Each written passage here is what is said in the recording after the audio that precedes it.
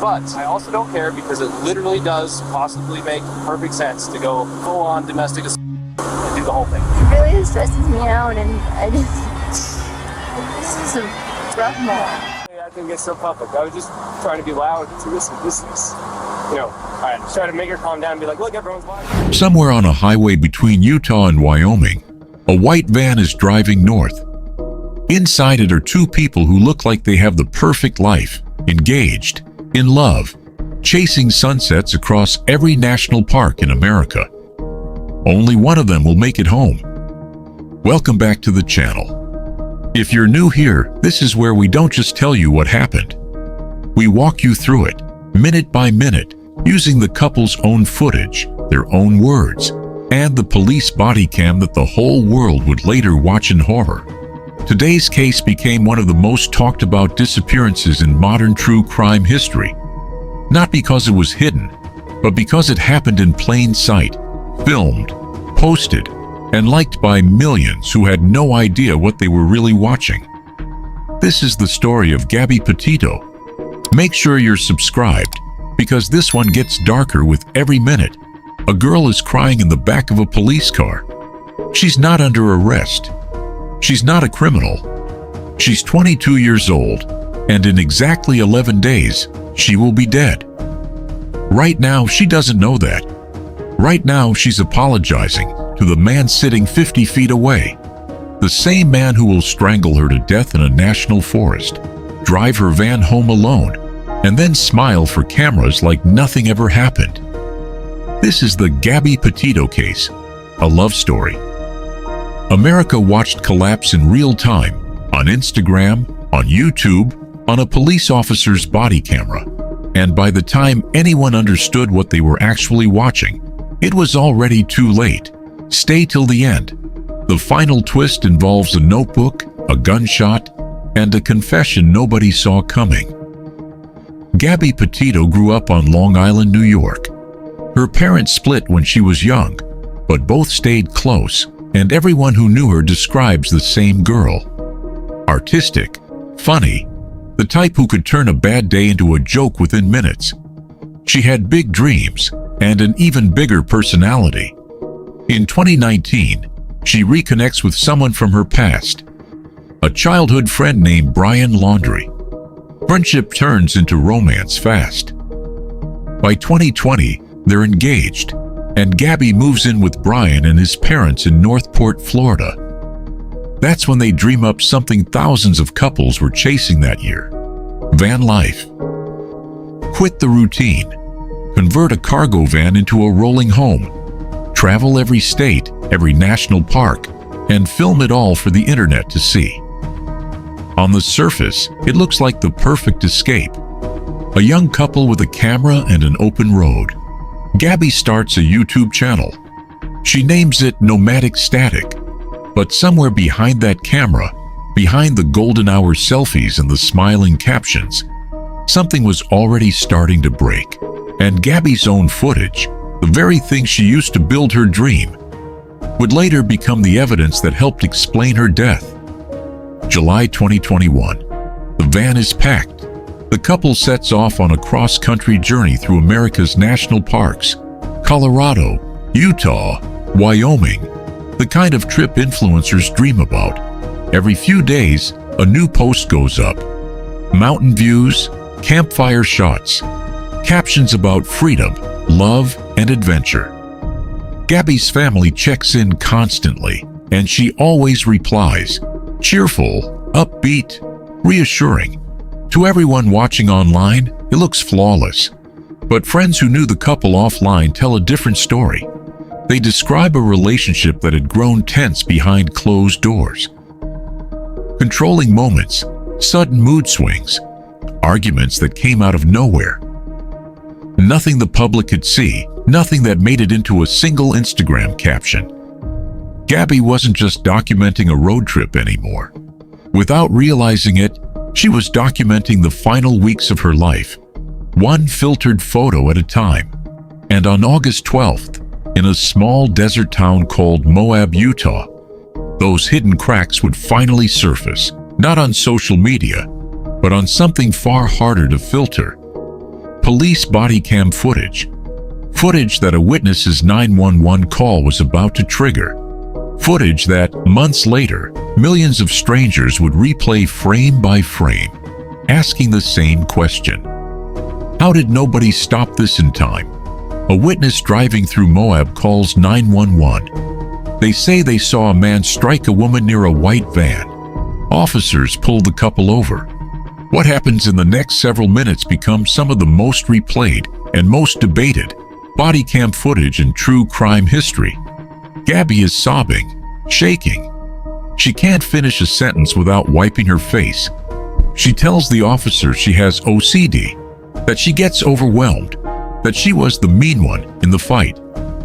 She apologizes, not to the officer, but to Brian, over and over. Brian, by contrast, stays calm, almost too calm. Rehearsed, some viewers would later say, in a way that felt less like innocence and more like control. The officers separate them. They talk to the witness. They talk to each partner alone. And they reach a conclusion that would haunt this entire case for years afterward. They determine Gabby was the primary aggressor. No arrest is made. Instead, Brian is given a motel room for the night, ironically, one normally reserved for domestic violence survivors, while Gabby stays behind in the van, alone, with the same man she'd just been crying in front of. The next morning, they get back in the van together and keep driving north. Like nothing happened. Like the last 12 hours never existed. After Gabby's death, that footage would be picked apart, second by second, by investigators, journalists, and millions of strangers online. An independent review later found the responding officers should have handled the stop differently. But by then, the only thing body cam footage could offer was a warning that came too late. A young woman crying, pleading not to be separated from the one person she should have been protected from. The couple pushes on. Grand Teton National Park, then Yellowstone. Gabby keeps posting, keeps calling home. To her family, everything still looks normal. August 21st, she FaceTimes her father. Nothing alarming, no red flags, he'd say later. Just a regular check-in from the road. August 25th, her last ever Instagram post goes live. That same day, she calls her mother. Neither of them knows it yet, but this is the last time anyone in Gabby's family will ever hear her voice. Then, silence. No calls. No texts that sound like her. No new posts. On September 1st, Brian Laundrie drives Gabby's van back to Florida, alone. He walks into his parents' house like he's just come home from a normal trip. No Gabby.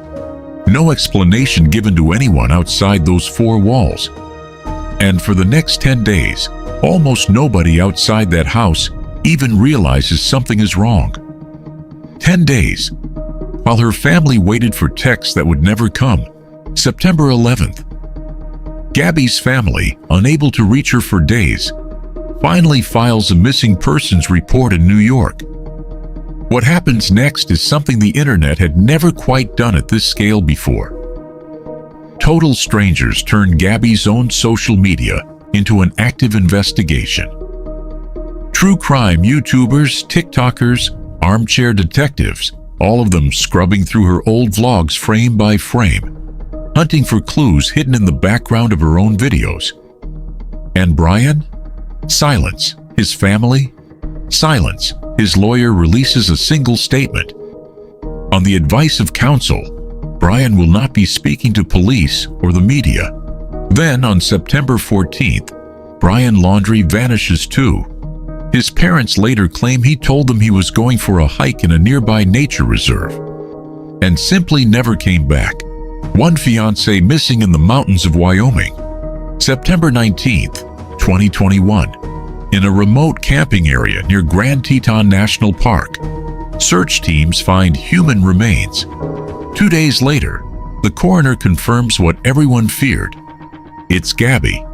Cause of death: blunt force injuries and manual strangulation.